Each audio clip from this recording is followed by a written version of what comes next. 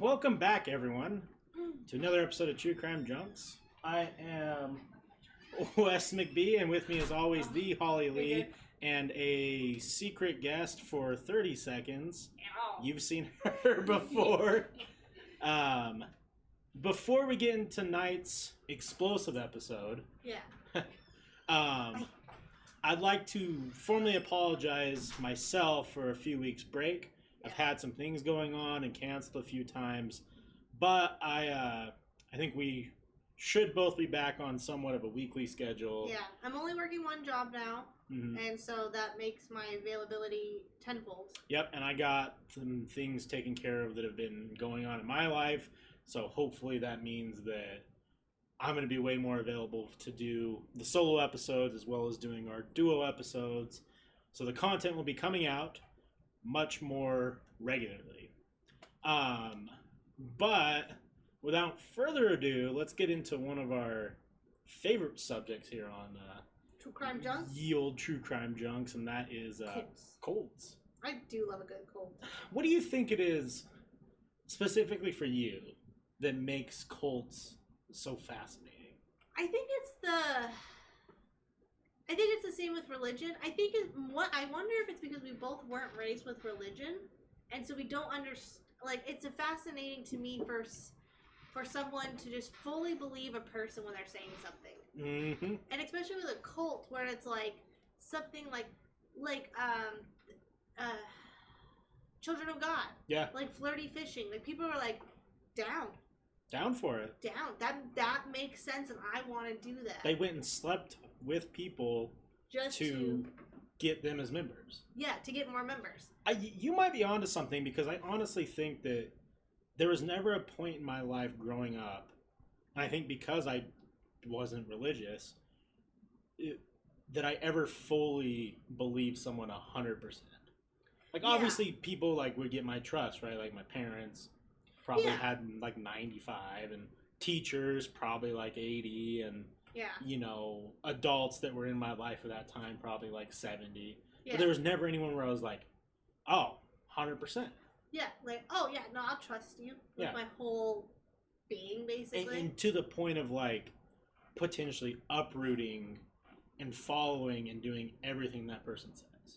Yeah, like giving up all your worldly possession, your money, your time, your job, even your family. Sometimes your body. Yeah, even your body. I mean, flirty fishing, that's a body thing. But it's just, I don't know. It's weird. I've always been fascinated by cults, though. Do you think that maybe we're a little words are hard tonight. Do you think we're fascinated by it because we also live in Utah? I think a little bit, mostly because the main religion here is kind of culty, no offense. Yeah. You have to give up 10% of your entire earnings each year to get into the best heaven. You have to get into the heaven. Yeah. The I don't even know what it's called. The celestial kingdom. Celestial kingdom. Yeah. Per se. And so it's one of those things where I'm like, if I have to give you all this money to be saved, something seems a little iffy. It's a little off to me. I can understand people who are like, $10, I'll give you a blessing. Sure. I could get that, because I'm like, okay, you know what? $10, you're getting something. You're getting a blessing. All I'm getting is this hope that I get into the promised land. Yeah. Yeah. I especially with the main Mormon church here, I just don't know why they just don't do it based off of what people are willing to give. Why is it a for sure monetary number that's hey, 10%? Yeah. It's just... I don't like how you have to sign a contract to be part of the membership. Yeah, I don't know. For me, I think that's a lot of reason why I super am fascinated by cults, because really, I think we made jokes about this on one of the previous ones. Yeah. If you're a good speaker and you have a mission objective, you can find enough people who are either lost in life or just don't give a fuck that will easily follow you. Yeah, I mean, it's kind of an argument that fandoms can be cults too. I think 100% they are. Yeah, because I mean, think about it. You spend what? Because Utah, they have a big Comic-Con. The second biggest in the nation, honestly, because I mean, San Diego sued them if San Diego's suing you, you're doing something right. right. You're winning. You're winning. But, I mean, the lawsuit was dropped. They just couldn't call it Comic-Con. They had to call it Salt Lake Comic-Con, you know? But, like, you spend, what? Sometimes, I think, Tom... Not Hiddleston, Tom... Hardy? Not Hardy. Spider-Man. New Spider-Man. Holland. Tom Holland. I know my Toms. You know your Toms. I was like, he's in some Marvel movie. He's the Spider-Man. Spider-Man. He, like, to pay for his tickets is like $200 to get a picture with him. And his was, like, massive. Like, they had metal detectors. They had lines, like, wrapping around. They, like, closed off a section. Well, one of the biggest... I don't remember which celebrity it was, but one of the reasons they actually ended up getting in trouble for a lot of this was the celebrities were setting the amount, and they were walking home with like $400,000 a weekend. Yeah. I don't want to quote it because I might be wrong, but I think it was one of the Walking Dead people had said something about like when that was in its prime.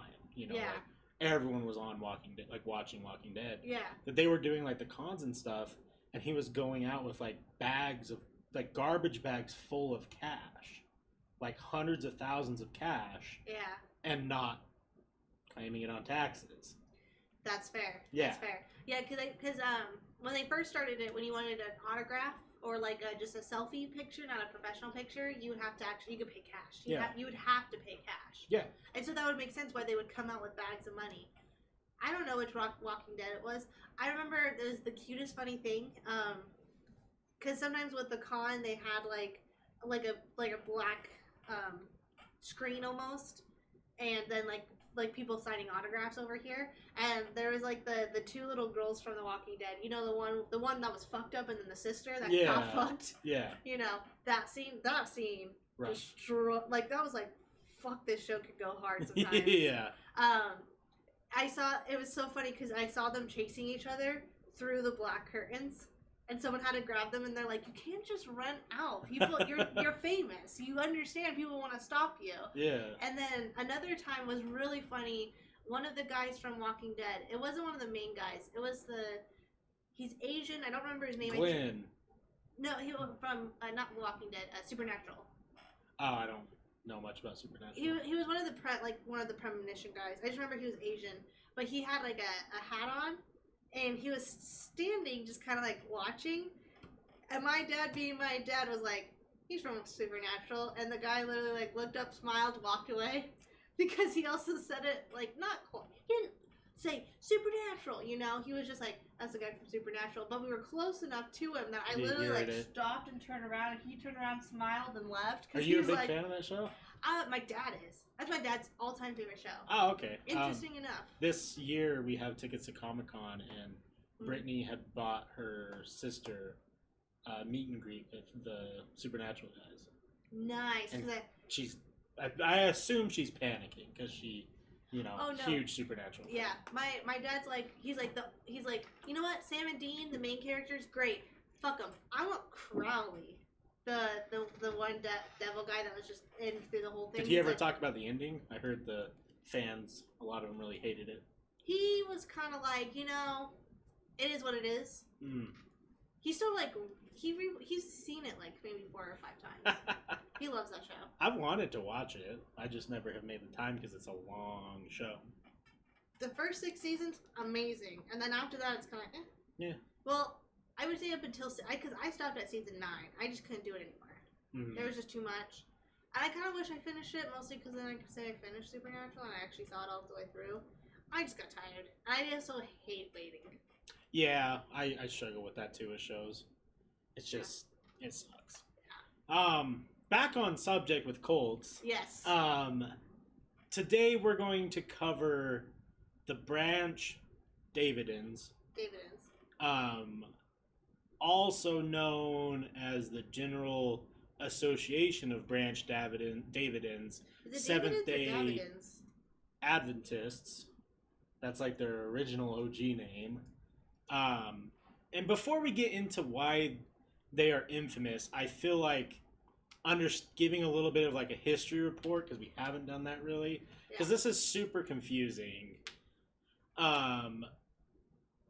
I think the first thing is what is that religion? Basically, it's a branch of the Protestant Christianity that believes in the imminent second coming of Jesus Christ. Yeah. And it was established in the 1830s, and the creators and followers believed that the second great awakening or the second coming of Christ was going to happen between 43 and 44. Well, shocker, just like every time one of these religious people just think that the second coming's going to happen, didn't happen. They all went into this weird depression state, and then after that passed, they decided to start branching off, no pun, into their own sections. Yeah. And there's like a handful of different sections of these Adventists who 100% believe that Jesus is coming back. Yeah. They all share similar beliefs, but obviously they differ in some. Like, they share the same Christian belief, but they differ in, like, I don't know. I like to give, so for those of you who watch and don't realize, I give myself kind of like a writing, like I write kind of like a script for myself so I don't stumble as much. Yeah. And I put on here, somewhere on here, I think I took it off, where I said I didn't want to get into explaining all the intricacies of what the religions are, because since I'm an atheist, it's probably not a good person to have explain it. That's fair. And the fact that I was dying of laughter reading all this shit that they think was going to go on. That's 100% fair. But going into, like, where our cult kind of starts that we're talking about today was with the original creator. His name was Victor Hudoff, I guess. I don't know exactly how that's explained. He established his own sect, being the General Association of Branch Davidian, Seventh-day Adventists. That was in 1935. I put it right here. I'm not going to cover what each of the sects believe in and how they differ, especially being atheist, and laughing while I did look at it. Oh, look at that. It isn't super relevant to the story at all. However, Victor did write a series of tracts entitled The Shepherd's Rod. And The Shepherd's Rod is kind of where our big players of this cult kind of came from. People heard this Shepherd's Rod thing, and basically he wanted to reform the Seventh-day Adventist church, but got rejected by the leaders. They were like, hey, like, fuck off. And he took his followers that believed in this new Shepherd's Rod, and they founded the Davidians. I always say Davidians, I don't know why. I don't know what it is. I'm going to go Davidians, because David is a part of the Bible, I guess. Never read it. Yeah, you should. It's fascinating. My favorite TikTok, real quick. My favorite TikTok I've ever seen, and it was like when the book isn't enemies to lover, and someone like flips it down, and then it says Holy Bible. No, there's a lot of mythical creatures in that people forget to talk about. See, if they just put more lore into it, I'd probably be more interested. Yeah, exactly. That's what I'm saying. Yeah. So after he wrote these Shepherd's Rod amendments to whatever the Adventists believed, he got rejected, but he had like a cult following, no pun intended. They started their own section called the Davidians, and then they moved to a land in the western outskirts of Waco, Texas, which is obviously where kind of the whole entire story that we want to talk about takes place. Yeah. They built a compound called Mount Carmel or Caramel. I don't know. I tried to find what they called it, properly, but it's spelled Carmel. Yeah. So I don't know if that's correct or not, but Mount Carmel Center, and they began preparing for the second coming. That was their whole thing, is they're like, we're here in Texas, Jesus is on the way, and we're going to start preparing. Yeah. And that preparing is, I don't know, they were studying a lot and trying to be the best little cult they could be. Victor did pass away in 1955, and when he did, his wife Florence became the leader. And a former follower of Victor, who called himself the Branch, called all of the Davidians to come to the Mount Carmel Center to hear his message, because he now is the prophet. He has messages from God. all this shit's kind of funny because it all pans out the same exact way. Facts. Basically, he showed up and had them hear their message, and this was the beginning of when one of the major characters, Benjamin Roden, takes over, and then that would lead to the creation of the popular cult, the Branch Davidians. So he kind of took it from the Davidians. They called him the Branch for some reason because it was a Bible quote, and he's like super zealot about it. So his nickname was the Branch. So then they named it the Branch Davidians, and from 57 to 78, nothing really happened. They were just doing their thing. Yeah. Like, there's tons of like people think that shady shit was going on. I'm sure it was. Mm-hmm. I'm sure it was. They were gathering members, losing members. The biggest events were the selling and buying of new land for their Carmel Center, which I think is funny to say out loud. What ended up happening is Benjamin Roden passed away in 78, and his wife Lois became the next prophet at the compound.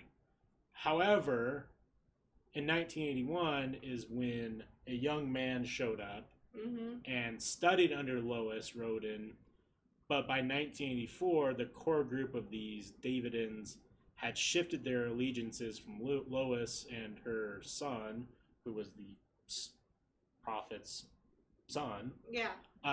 They shifted their allegiances to this new guy, this new character in the story, this new young stud. Yep. And he is the main character of the story.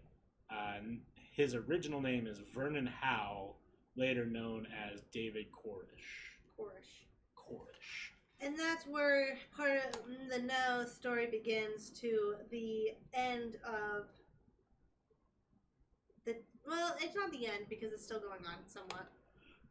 But yeah, to the tragedy of the Waco siege. Sorry. But yes, David Cohorse was not always called David Cohorse. No. He was born Vernon Wayne Howell. Don't we know another person named with a middle name Wayne? Born August 17th, 1959. Oh my god, a Leo. Oh my god. In Houston, Texas, baby. So charismatic. So charismatic. No wonder he can lead. He's a lion. So he was born to a 14-year-old single mother who, Bonnie Sue Clark, his father, Bobby Wayne Howell, left right before she gave birth to another teenage girl, got her pregnant, and then Bonnie started living with a violent alcoholic. And then in 1963, so about 4 years after he was born, his mom left him with her boyfriend, and then basically left Vernon to his grandma. And then eventually his mom did return after she married a carpenter. And then they had a kid together in 66. And then, he never really met his father until he was very much older. He really talked about how he had a very lonely childhood. He had poor study skills and was dyslexic. He was put in special education classes and was given the nickname Bernie. He then dropped out of high school his junior year. So, man didn't really, had a very lonely childhood. Yeah. So, it wasn't like, what's his name? Jim Jones. Yeah, where definitely. Where he was just basically preaching at the day he started speaking. I still feel like Jim Jones is one of those ones where I don't know where the turning point was for him, but goddamn, he was a stud until like those later years. Yeah, no, he worked it. He worked the system. I don't know if it was just something he was like basically born with. It's one of those questions: are you born evil or are you made evil? I feel like in his case he was made because yeah, he was doing so much for equality and yeah, he did a lot for racism. Yeah, Anyways, all this man did is put his dick in underage women. Yeah, this guy's a real fucking yeah. cocksucker. Basically, oh, where is that information? Hold on. I know at some point he changed his name, and I don't remember when or why he changed his name. I had it up. There's like a reason he changed it. I think partially to do because he never knew his father, and it was not a good awakening, if you know what I mean. Like it was not a good relationship. They were not. He was not okay with it. Okay with what? Sorry. Just his relationship with father. Yeah. They're not homies. No. Oh, damn. He changed his name a little ways later, like in the 90s, I think. Oh. Yeah. I do want to talk about kind of like the building up to why this is so crazy. Yeah. So when he showed up, and decided that he wanted to like take over, right? First thing, he wanted to have a kid with Lois Rodin. He wanted to impregnate her because that would have been the chosen one. Because at this point, he's now a prophet in his eyes. He has that. Yeah. God had sent me messages, but God has also sent Lois Rodin, the wife of the former prophet, messages. But if we have a child, it would be the chosen one. Yeah. The problem is she was in her late 60s. He was in his early 20s, late 20s. Oh, so physically it just wouldn't work. I don't think she could bear children at that point. She could, but it's not a risk most women are willing to take. Right. What ended up happening though is she passed away, and now George, the son of the former prophet, and this guy. I mean, I wish I could show a picture of him. I usually put up pictures of him. Yeah. David, we'll just call him David because his last name Koresh. I don't know if that's correct or not. George and David basically had a power struggle because George was the son of the former prophets. It's his position as the prophet now. That's kind of how they set it up, is whoever dies, like kind of like a king, queen, prince thing. Like makes sense. He's in the position. However, David Koresh was like, "Fuck no, I'm the prophet. I'm now the one who's going to be controlling this." And he ended up gained like a lot of the loyalty. However, Hal and his followers left Mount Caramel, which Rodin subsequently renamed Rodinville. Mm-hmm. So like it's super convoluted. I'm sorry, but George Rodin, the former prophet's son, kept some members. Yeah. Now David Koresh had some followers, and they left, and they basically said like, "Well, fuck them. We'll go do our own thing." Yeah. Until David wanted to regain support from the remaining people there, and he challenged. Vice versa. Rodin wanted the followers to come back who had left with him, so he challenged Hal to a raise the dead thing. Hey, we're prophets, we're going to raise the dead. Going as far as to getting the corpses of 2 decades diseased Davidians in order to demonstrate his spiritual supremacy. Damn. Now, our guy, Hal, I wish that it gets confusing. It's David, but this time he's still Hal. And the last name is Koresh. It's a Hebrew name. Yeah. He is not a dumb man, and when he heard that this guy was digging up corpses, he's like, "This is perfect. I will go and file a charge." So he went to the cops, and the cops were kind of like, "Yeah, bud, you need some evidence for that." Yeah. And he didn't really know how to do that. So in November of 1987, he decided him and his 7 followers were going to raid Mount Carmel, now known as Rodinville for some reason. And they had some 223 caliber semi-automatic rifles, some 22 calibers, 12 gauge shotguns, tons of ammunition, and they went and claimed. They were like, "Hey, this is ours now," and pretty straightforward. There was no Yeah. one shot or killed. However, they claim the reason why they were there is to go find evidence of this guy digging up corpses, not to take over this little Texas Waco area. Well, Okay. trial happened, and they found David and his followers not guilty, but the jury members were unable to agree on a verdict for David himself, and his followers were acquitted, and he was he ended up inviting all of the prosecution and the jury stuff to Mount Carmel for ice cream. I mean, this guy's a meme in like the 80s. So he won his court case and then invited everyone to come hang out at their like compound for ice cream. Really interesting stuff. So I'm not gonna call him David Koresh anymore because it's going to start getting really confusing. We'll just call him David. Yeah. But, yeah. Man was a pedal never to say the less. Because before he got to, to Texas, fun little fact, he actually got kicked out of his mom's church because he went up to the preacher man who was teaching him, and he was like, I read a Bible verse. It's destiny. I need to have your daughter. She's mine. It's destiny. And so he's like, nope, you go. You need to leave.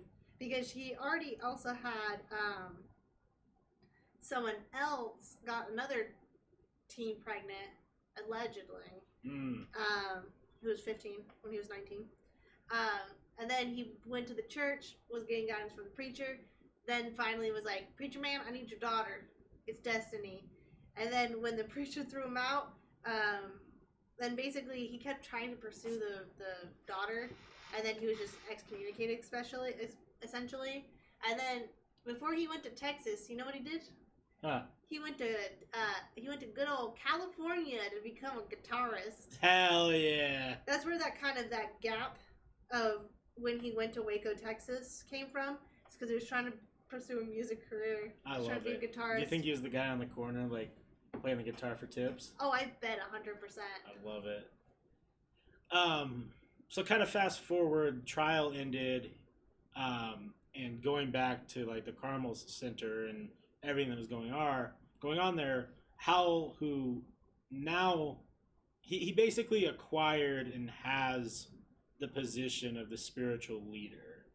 Okay. He got that from Roden. Yeah. And he asserted it by changing his name to David Koresh. Yeah. So this is kind of when the name change happened, suggesting that he had ties to the biblical King David and Cyrus the Great. Yeah. So he changed his name for 100% biblical reason. Yes. And then he took 100% wife tax and got so many wives. Some as young as 12 years old. Yeah. And had 13 babies. He really was just honestly your stereotypical piece of shit cult leader. Like, there was tons of accusations of pedophilia, rape, child abuse, the whole nine. The whole 9 yards. Yeah. And a lot of his followers believed the reason why they also followed him is because they truly believed he was the Lamb of God. Yeah. And he was one of the only people who can interpret the 7 seals containing the secrets to the end of the world. So that's kind of also how he got his power. Yeah. Very, ooh, never mind, that's a little on the nose. I better not do that one. Yeah. He reminds me of someone else who's done a lot of similar things as this gentleman. Yeah. But he did not get in trouble in the same way. No. He got killed. Yeah. But thankfully his religion was more easier to convince people of. Yeah. Man, isn't it weird that they're all the same? They're all subtly the same, yet not that different. Yeah, it's fucking... Anyways, so there's a lot going on between David's beliefs, or and the following that he had. Everyone was on board that, like you said, that he was like this Lamb of God. Like he had all this evidence. He was hiding the plates, for lack of better term. Like he was the one who knew everything. However, in the background, the ATF, the alcohol, tobacco, firearms, explosives, all that type of stuff, were building a case. Yeah. And it was through several different things. One of them being child abuse, obviously. Apparently, it was pretty rampant. There was a lot of child abuse going on.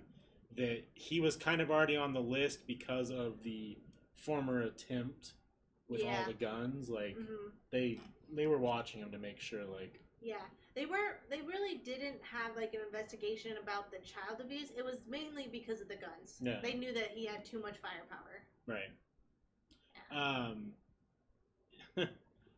I think it's interesting that by the time the siege had happened, he had encouraged his followers to think of themselves as students instead of like a following, I guess you could say. Oh, instead of just being like sheep, they were students. Students, yeah. Like, rather than the Branch Davidians they were during the standoff, one of his followers publicly announced that he wanted them to therefore be identified by the name of Koresheans, so after his last name. So they're no longer, they aren't even really following the Branch Davidians idea. They're now just students of him. So what he did is he pretty much eradicated all of the former beliefs, came up with his own beliefs, made his following believe that that's actually what was going on. Yeah. Changed their names, and now they're fully vested in him. Yeah. Not the religion. It's kind of like the Jared Leto thing that's going on, which I'm sure we'll cover in like 15 years when we find out that Jared Leto's been running a cult this whole time. I wouldn't be surprised. I mean, he has like a island cult full of women. It is Jared Leto. Makes sense. He does look like a stereotypical cult leader, especially when he has like the beard and the long hair. Oh, fuck yeah, he does. Yeah.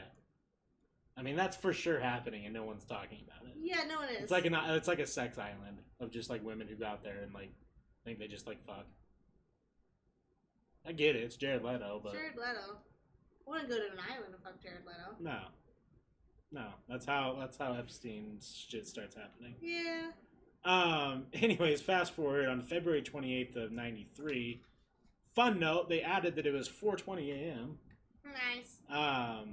The Bureau of Alcohol, Tobacco, and Firearms attempted to execute a search warrant related to alleged sexual abuse charges and illegal weapon violations on the Caramel Center, aka now the Koresheans Students Center, I guess. Yeah. The ATF attempted to breach the compound for approximately 2 hours until their ammunition ran out.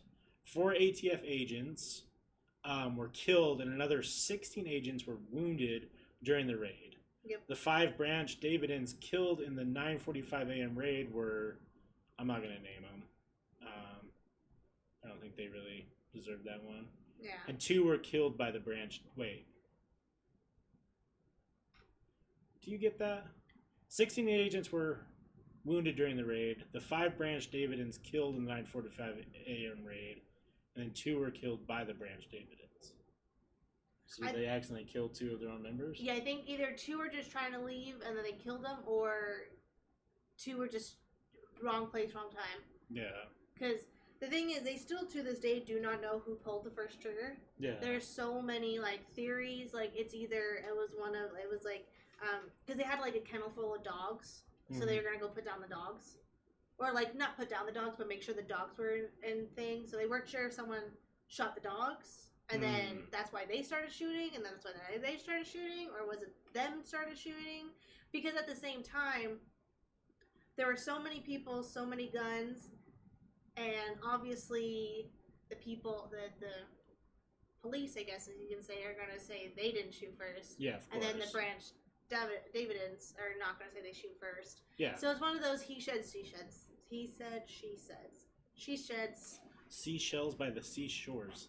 It is interesting because, like, I don't understand why they had so many guns. Because, like, it seemed like they were compounding weaponry for a reason, but that's all conspiracy, right? Yeah. Like, I don't believe there was any documents saying that they were going to go, like, attack anybody or take over anything. Yeah. I don't think that was established. But I'm willing to bet money that on the rap sheet for Mr. David, it probably hinted at that. Because he did try to do that in a weird roundabout way, but didn't get in trouble for it. Yeah, he did try to do that at the beginning. So it was one of those things that's like, you can't really own that much firearm. And I do think it's funny that, like, the Bureau of Alcohol, Tobacco, and Firearms, they had to throw in, like, alleged sexual abuse because I bet that it wouldn't stick for illegal weapon violations. Yeah. I bet they wouldn't have gotten it for that. I guess that's the reason they like, how are they getting illegal weapons is the other thing. So were they involved with, like, black market, cartel? I mean, it is in Texas. Yeah. And I believe Waco's on the southern end. Yeah. So, like, maybe that's something that people have researched. Maybe there's a bigger story of, like, these guys were working with the cartel in some sort of facet. Yeah. I don't think they were, because I feel like that's definitely something they would have published by now. Yeah. Yeah, because it was a 51-day standoff.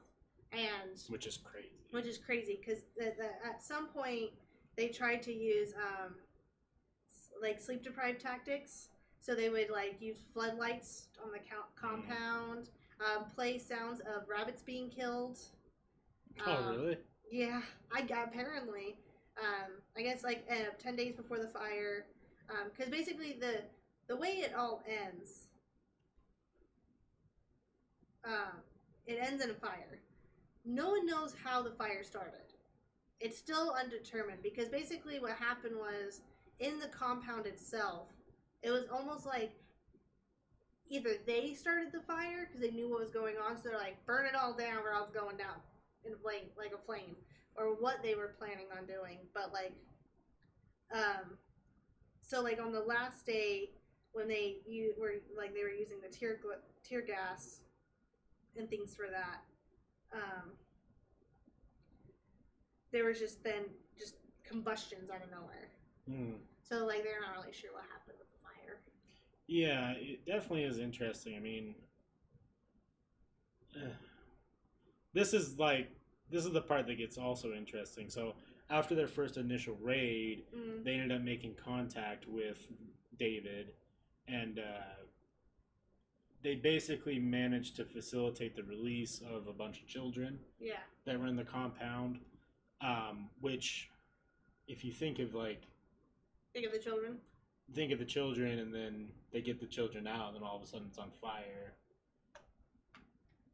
Interesting, right? Yeah. When the children did get out, though, they were interviewed by the Texas Rangers, and allegedly the children had been physically and sexually abused long before the raid.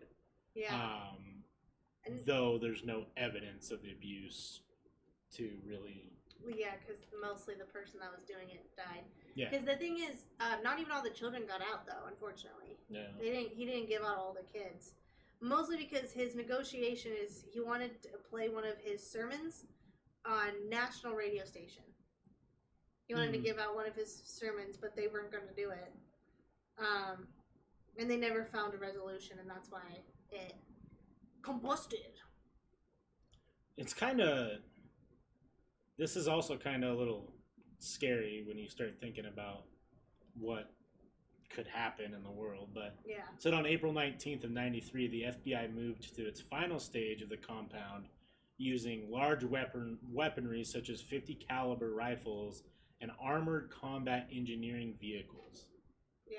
I mean, to combat the heavily armed Branch Davidians. Yeah. So are we saying that the Branch Davidians were armed as heavy as the FBI? I think they were more heavily, because at one point the FBI did run out. Well, I think it was the first night they ran out, and that's why they couldn't continue. that's the thing. Like, that's why I kind of think maybe there is a deeper conspiracy or something. Because like, why would they need that much? Unless they just wanted to have that much, then whatever. It is Texas. It is Texas, but that's like a that's an ungodly amount. If you have more than a small military, then that's too much power. That just seems like you're either planning something, unless they knew like, hey, like this is coming, like we have to be ready to defend. Yeah. Which I guess that would make sense. That makes sense. But like, my only question is, it's like, why would you save up all this ammunition if you're basically just waiting for Christ to come? Like, what are you gonna do? Shoot Christ?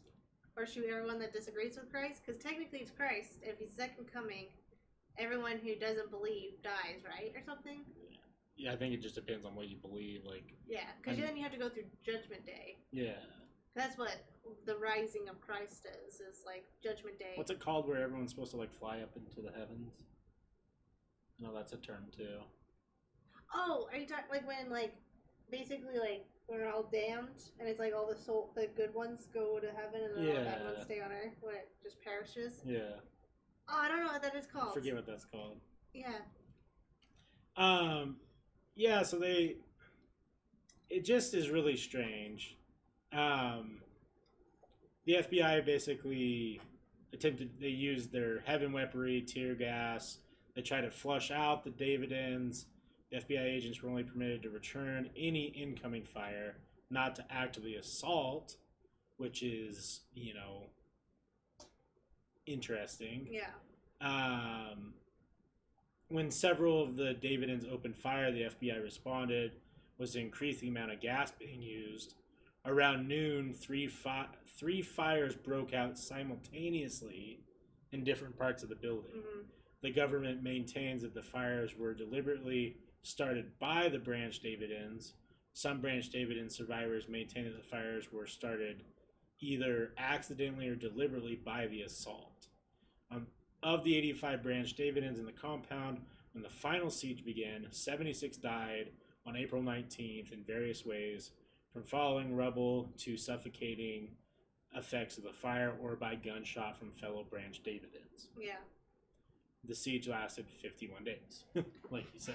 Yeah. I think that's interesting that they put that, though. Were they shot by fellow Branch Davidians, or is that the FBI just not taking blame for them killing people? It's interesting. I do have a quote from President Bill Clinton at the time. Because 76 were found dead. Like, Koresh, or David, he had a gunshot wound. He didn't die by the fire. He died by gun. So unless they decided they wanted to... Yeah, suggesting suicide or mass murder, or murder-suicide. Yeah. So, well, because that's what I wondered, too, if it was kind of like Heaven's Gate, where it was basically like pillow. Yeah. Like, they were pillowing each other for... Yeah. Just with guns. Both guns, one of those kind of things. Yeah, because, yeah. And that's the thing, is like, I don't know... I agree, because like we don't know. Yeah. If it can be a conspiracy that's trying to like kind of come up, but then again, Bill Clinton stated after that the FBI bore no responsibilities for the death, saying that I don't think the United States government is responsible for the fact that a bunch of religious fanatics decided to kill themselves. My man, Bill. Bill fucking telling it to us straight. You up for a little NAFTA?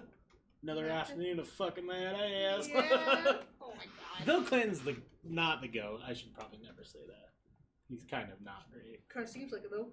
Yeah. Yeah. The way he looked at Ariana Grande is the way I look at donuts. Yeah. You ever seen that video? That man's always looking for ass. That is an unsettling video of a zombie-like man looking at Ariana Grande. Yeah, poor girl. Yeah. She has gotten short ends of the sticks. Yeah. Rapture. That's what that thing is Rapture. called. Thank you. So the aftermath, 4 ATF agents were killed, 16 were wounded, and 6 Branch Davidians died in the initial raid. 76 more died in the final assault, and the events of Waco spurred criminal prosecution and civil legislation. Jesus Christ. A federal grand jury indicted 12 of the surviving Branch Davidians, charging them with aiding and abetting and murder of federal officers. The unlawful prosecution and use of various firearms 8 Branch Davidians were convicted on firearm charges, 5 convicted on voluntary manslaughter, and 4 were acquitted of all charges. Interesting. And fun fact, by 2007, everyone's out of jail. Yep. Fascinating. Fascinating. It's very interesting that they're all out of jail. I mean, it's the same idea with the woman that helped in the Elizabeth Smart kidnapping. She's just out and about. Yeah. She's still in Utah. Yeah. Vibing. Yeah. You know, I'm kind of curious what you think on that, right? Yeah. Like, we know that prison reform or prisoners don't typically reform. Yeah. In our systems. Our system doesn't allow it most of the time. Yeah. Like, our prison system really isn't advantageous for criminals to come out in a better way. Yeah, unfortunately. Which is kind of a bummer because the whole point of putting them in prison is the idea of it, right, is for them to go in, serve time for their punishment, learn from it, and come out better. Yeah. Isn't that the idea of prison? That's the concept, yeah. But here, the prisons are so filled with violence and, more crime. Yeah. And we don't really have a way of them, like, they leave, and then in the job world, like, they can't do anything. They can't do anything. That's why most of the time they go back to crime because it's the only thing they can do. It's really kind of fucked. And I guess my question to you is, like, at what point do you think, like do criminals need to get out? Or is it better if criminals stay in? If it's, like, something like manslaughter? Like, is there, like, a road to redemption, or is it case by case? Like, I think it definitely has to be case by case. I think in this situation, I guess it makes sense that, 30 years almost after the fact? Because no, 93 and 2007 is only... Oh, that's 10 short. years. Yeah. No. 15 years. Yeah. I guess in that sense, because they probably also repealed and stuff like that, and they made probably a really good case, and obviously they were in a cult, and obviously once more information on the cult came out, and then it became worldwide news. Obviously, a lot of those people were just following the lead of their leader. Sure. So it's like that kind of thing, because I genuinely do think that cults are brainwashed. Well, they do brainwash people. Yeah, 100%. Manson girls are still a thing. Yeah. People still want to get married to Charles Manson. Just crazy. Beats me. But, so I think it's like things like that. Like, I understand why they got out, and I'm not really like that butthurt about it. No, to be honest, not. because it's like, they were just. They may have been there because they truly believed that guy was the prophet, and when shit turned sour, maybe they had no desire to shoot or do any of that type of stuff. Yeah, maybe that's probably why they survived. Yeah, and that's probably they probably just knew how to get out of there, and then But anyways, because 4 of them were acquitted, so obviously 4 of them were just there, and then association. Yeah, association. And then 8 of them were participants, but it's also I guess it's a case by case. I don't know what each one did. Did one of them kill an officer, or was it just because they aided killing officers? Right. That's kind of the argument. Is it's if one of them killed him, obviously they should be in longer because they killed somebody. Right. But if they were just assisting and they actually didn't kill anybody, they just were doing what they were told. It's a different story, I guess, in the sense. Yeah, it's just prison's something we haven't really talked about, even though we talk a lot about criminal case and obviously a lot of true crime stuff. A lot of true crime stuff, and prison's a really fascinating concept. I mean, I think there's podcasts that are just dedicated to prison. Yeah, books, studies, everything. Yeah, tons and tons of stuff, and a lot of people think that our prison system is fucked, and it is in a lot of ways. Well, especially since most prisons are getting privatized, so it's just they're making money off of prisoners. You know, which kind of. Is that even morally right? Yeah. They're making 10 cents to an hour, or 25 cents an hour, hopefully. Yeah. For commissary, but then they're selling the product for $20. Well, we don't even want to get into people who are in for, petty drug charges. Yeah, having marijuana. Crime. Having a joint on them. That's fucking. Yeah. Yeah. Think how crazy that is to be in a state where it's not legal and you're in jail for weed. and then like someone in Colorado is like walking down the street smoking a joint. Yeah. You know, that's kind of crazy. It is a crazy idea to think about, to be honest with you, because like I'm going to Portland.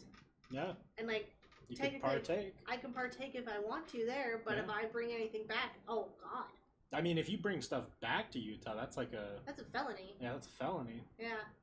So like I wouldn't obviously, but it's like it's just one of those things where it's like it's just so interesting to think about that like if I take it out of the state, then I'm a felon. Yeah. If I get caught, obviously. But it's just such a I don't know. It just seems so fucking caveman still. Yeah. That we're still like. My thing is legalize it across the United States and let's tax the shit out of it, you know? Yeah, fuck it. Fuck it. Tax the shit out of it. Also one that'll take down the crime significantly so that we could hopefully maybe do some prison reforms. Possibly. Get the same price as alcohol. Alcohol is super taxed. Yeah. Alcohol is super cheap to make most of the time. Yeah. Like they're making hand over fists over alcohol. Yeah. Do the same thing with weed. Honestly, though, I agree because why not? If people are gonna buy it, let's do it, kind of thing. You know what I mean? Well, I just think like I was having these conversations back in 2010 where I'm like, man, it's crazy to think that people still think that like if you smoke marijuana, you're a bad person. And then like 11 years has gone by. And people still think, like there's still a lot of people who think if you smoke marijuana, you must be a bad person. Yeah, you must be like a nobody stoner. Yeah. Like have we not broken that barrier down enough by all of the rich, famous celebrities and the businessmen and all the leaders of America that aren't in the political world all smoke weed? Yeah. Have we not broke that barrier? Yeah, like didn't like someone try to make a case of like how Obama was bad because he smoked weed in college? Yeah. And it's like that man was a president. I'm willing to bet Donald Trump probably snorted coke out of hookers' assholes. If he was on a Playboy card, you can't tell me that man didn't do coke. All the time. With Hugh Hefner, of course he did. I'm sure Bill Clinton toked up. Oh, all the time. Without a doubt. He had that vibe about him. I mean, it's just... He was just a party man. It's just... He was just what he was known for. But we still have to pretend like, oh, he's bad. Yeah, I don't know. It's definitely better now, right? Like, we could probably go, like, if we were to get pulled over and had, like, a couple joints on us, we probably won't go to jail. We would probably get a DUI or just possession. And most of the time, first cases aren't too bad. It's the second cases where they're like, fuck you, you messed up again. We're not giving you a second chance. Yeah. Because I know a friend of mine who, she literally had maybe like a dime worth of shrooms in her car. Now, shrooms is a whole different story. Yeah, that barely even decriminalized in the cool states. Yeah, that barely did. But she had a dime size, like not even enough to get you that high, to be honest. But they got her also too with paraphernalia because it was in a plastic bag. It was drug paraphernalia because it was in a plastic bag. So if it was loose shrooms, it would just be a shroom case. Yeah, just be like, hey, that's some fungus growing in my car, my guy. Yeah, yeah, but I don't know. But she didn't get any jail time for it, obviously. She just now has to be on like probation for 2 years, which is just crazy. Which is so crazy to me.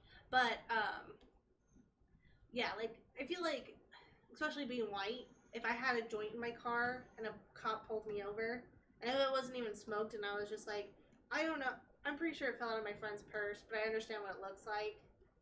And just like don't argue. I feel like if I don't argue with him and just be like, I don't know how that got in my car. I think that's the wrong approach too. Yeah. I'd just be like, yeah, it's mine. I smoke from time to time.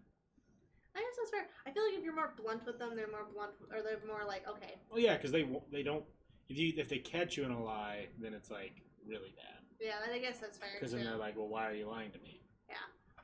That's fair. That's fair. I don't know. I just feel like our prison system is fucked, especially if you look how the Swedes do it. Yeah. Swedes just give you a nice dorm room.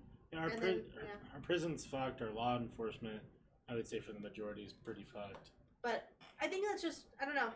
America doesn't put enough time into mental health, to be honest. Because my favorite, I don't know what country it is. Don't quote me on it. It might be Australia. It might be like Switzerland, or it might be something. But you know what they do with their military?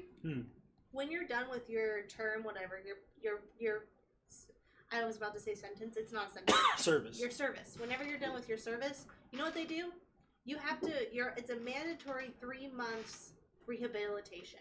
It's great. They send you to rehabilitate with humans to, one, check your PTSD, get you comfortable with other people and not in a war setting. Yeah. And then still have like really good healthcare, because like we have the VA. Yeah. That's shit. Yeah. Like my uncle's like, you have to like I was talking to a guy about it once, and he was like, yeah, to get therapy from the VA, I have to wait 6 months. So hopefully I won't kill myself by then. Yeah, it's fucking. It's kind of like but like obviously he wasn't like suicidal. He just wanted to go to therapy because I'm a firm believer every single person should go to therapy, even if you're the most happiest person. Go to therapy. Go to therapy. Just talk to someone for an hour. I think it's so nice to talk to a stranger that doesn't have any like emotional connection to you, / doesn't judge you. Like they have no reason to judge you. Yeah. Because you're paying them to listen to you. Kind of thing. I like that. Even if you're the happiest person on earth and you have 0 problems, I feel like you should still go to therapy, because I feel like then you can have like a good support system that's just non-biased and is there for you. It's super important. I hope that everything that I think that the people older than us, like 35 to 55, suffer from a lot. Yeah. They just hold it in more because they were taught to hold it in more. Yeah. And I think 35 to like 20, our range. Yeah. We're realizing that doing that is really, really not good for us. Yeah, it's very toxic. And I hope that with us all coming out and explaining it's okay to have anxiety, it's okay to have depression, it's okay to go to therapy, it's okay to go to a psychiatrist, a psychologist, everything. Yeah. I hope that when we all become parents and we start teaching our kids, the ones who are getting born now, the ones who are like 5 and 6 now, when they start getting of age, they start realizing the mistakes that we were still making, and they start shifting, so that maybe their grandkids will be in a state where it's like in a situation where it's like, no, there's therapists at all the school, like it's common, therapy is free, like you just go and do it, have things that are beneficial assets that aren't looked at in a negative way. I agree, and there's only hope for the future, to be honest. I mean, I know everyone's like, our country's shitty, but then again I'm like, but there's still a ton of people who are fighting for good things. At the end of the day, as long as you support the people who are fighting for good things, I just hate the people who are just like, well, there's nothing I can do about it. I think too that a lot of shit that we see when it comes to our country's shitty right now is still a vocal minority. I really think everything that when it comes to negativity is always a vocal minority. People talk about our economy or the state of America as a whole, and they're like, it's kind of bad right now. But is it just bad because the people who are representing it are the vocal minority? Yeah. I really think that the average American, aside from wage problems, probably isn't living that bad of a life compared to the average human being in most other places in the world. Yeah, no, and that's the thing is too, it's because the guy I'm seeing right now, his brother and his girlfriend are like, yeah, we want to move out of state, or move out of country, we don't want to live in the country anymore, we just hate it here. And I'm just like, I even look at Japan. Japan's probably the only place I'd live, because it's kind of basically it's not America, obviously, but I like the convenience and the safety of it. Yeah. So, I would probably pick Japan out of the most of it, but their healthcare sucks dick. Yeah. I was talking to one of Ari's cousins, and he was like, yeah, I got hurt on my mission, and I was in Japan. They gave me Tylenol in a plastic baggie. Yeah. And they sent me on my way. They couldn't, it's because it's just I'm not saying our healthcare is better. I feel like universal should be a thing. But at the same time, it's it's not all, I feel like the grass isn't always greener in other places, because then also too, you have to think citizenship there, and different laws, different regulations, ways of life there. It's it's all I think different. What a lot of it is, kind of what you're saying with the grass isn't always greener. I think that in our minds, a lot of people have thought like that it's getting ingrained in our heads that America is so bad right now. Yeah. That they look for that grass is always greener. Yeah. Because they don't think that what's happening here is fixable. Yeah. So they try, and instead of trying to fix it, they find the easy solution. They leave, yeah. Which is totally understandable too. I've always thought about leaving to Canada. I think about Canada a lot. I think about Canada a lot. I would live in Canada. I've looked at how to gain citizenship in Canada. Yeah. I've gotten that far in the process. Yeah, a lot of people have. And it's not like, I think my biggest thing is the culture of America right now is very scary to me and very not enjoyable in the sense that it's us versus you everywhere. Yeah.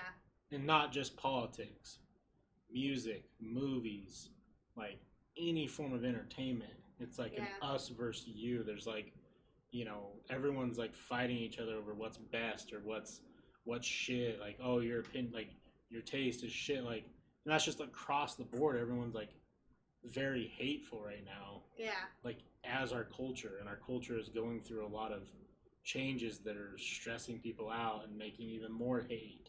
Yeah, well, and I also think a lot of people fear change. Yeah, for sure. A lot of people fear change. I think a lot of what America's going through is just fear, to be honest.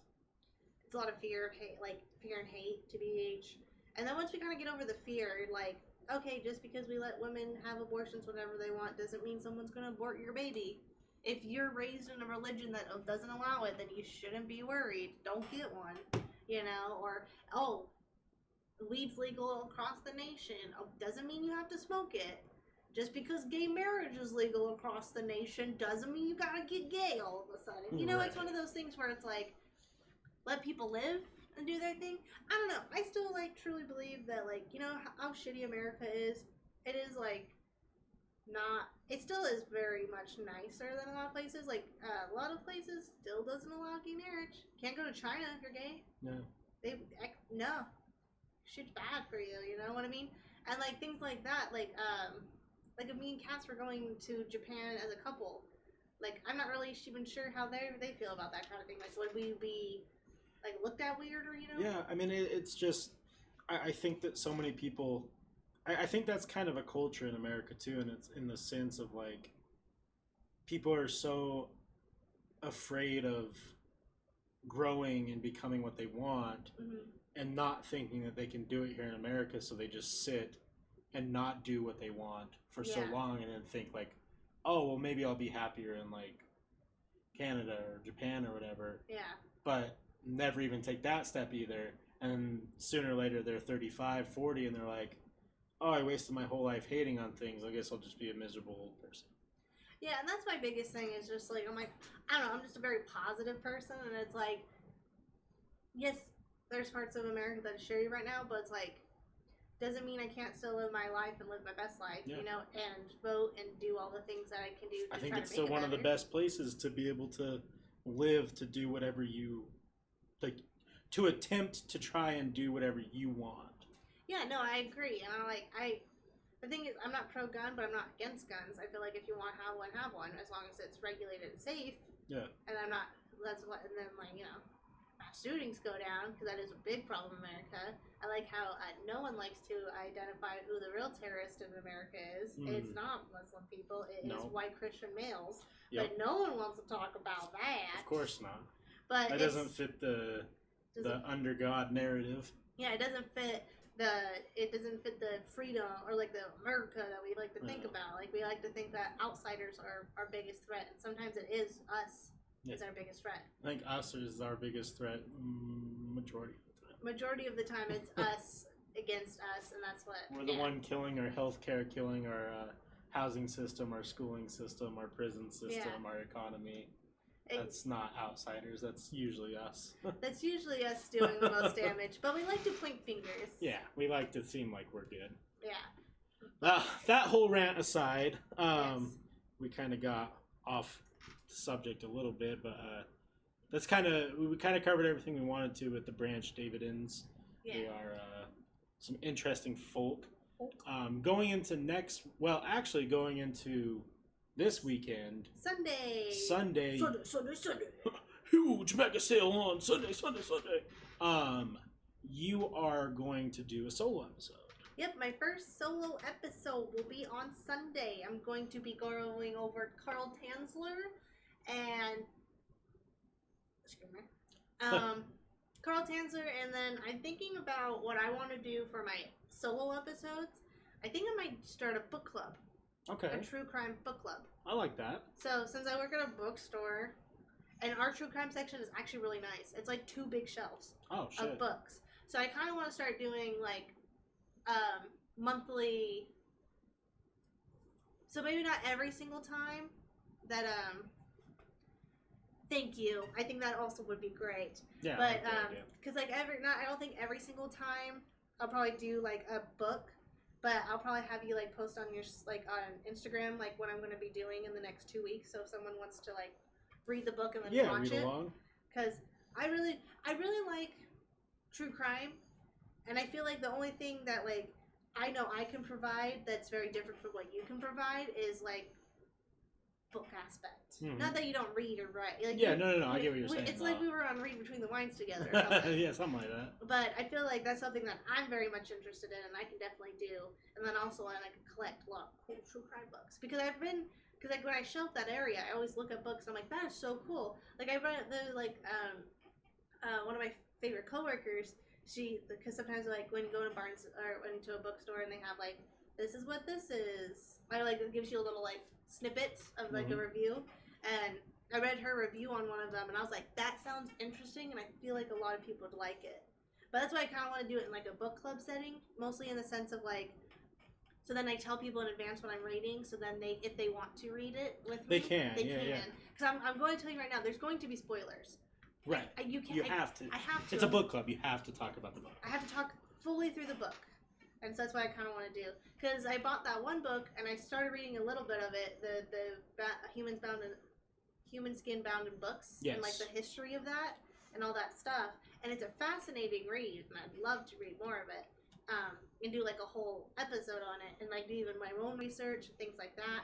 And I feel like that's what I want to do for my solo ones. Yeah, I think that's great. Yeah, but my first one's probably going to be the simple Carl Tanzler, because that's my favorite one. I'll be wearing probably my Black Dahlia Murder shirt. Going into the weeks after, it gets a little convoluted for this month, but we should be able to do an episode every week. Yeah. The next week, the 16th and 17th, I'll do a solo episode. Mm-hmm. I have a couple things in mind, but I will let you guys know. I'll probably hop in on Sunday on your stream and like say what I'm going to do, and you can tell people watching. Yeah. And then the 23rd and 24th, I'll be out of town for my birthday. Yeah. And you'll do a solo episode. I'll do a solo episode then. That's probably when I'll do my book. Yeah. One. And then the 30th or 31st, we're coming back and we're going to do a episode on something big, like a topic that we can spend a lot of hours on. We're still kind of discussing which one we want to do. We tossed out maybe Zodiac. We tossed out maybe Manson, since we haven't covered him yet, and all that. We've been reluctant to do a couple of those bigger ones, just because like they oversaturate the market a little bit. It was like why we waited so long to do Bundy. Everyone's done Bundy. It was just one of those things where I was like, we need to do one this week, but we have no time to prep, so we're just going to do Bundy because it's everyone knows. Cut and dry. Yeah, and everyone in Utah has a Bundy story, so. Yep, and that's where we're from, so it makes sense. So yeah, I'm excited for this month's content. We're really close to affiliate here on Twitch. Yes. Thank you everyone who's been following us here. We appreciate it so much. We love to see you in chat. I know that a lot of you listeners are on our Spotify and iTunes and Anchor and YouTube. Feel free to come watch us when we're live. You can follow on Twitch and turn on notification, and it will pop up and say, hey, True Crime Drunks is going live, and you can come share your opinions with us live. We do love to hear them. Or if you want to just get in contact with us, truecrimedrunks@gmail.com, and then we have our website, truecrimedrunks.com. Yep. We're pretty much True Crime Drunks everywhere. Social media, thankfully we're one of the lucky ones who got all of our stuff. How? I don't know. Yeah, I don't know. I thought True Crime Drunks was going to be one that was for sure taken in a lot of places. I was surprised because I made the Gmail and the website, when I was able to get the domain and the Gmail perfectly True Crime Drunks. Yeah. I was blown away. I was like, it's going to be so much money. I literally was like, sold. Yeah. I'm sold. Love it. Anyways. Thanks, guys, for tuning in. Thank you so much. We'll see you on Sunday. Sunday. Sunday. Have a good night. Bye. Bye-bye. Oh, God, I can't find the end stream button.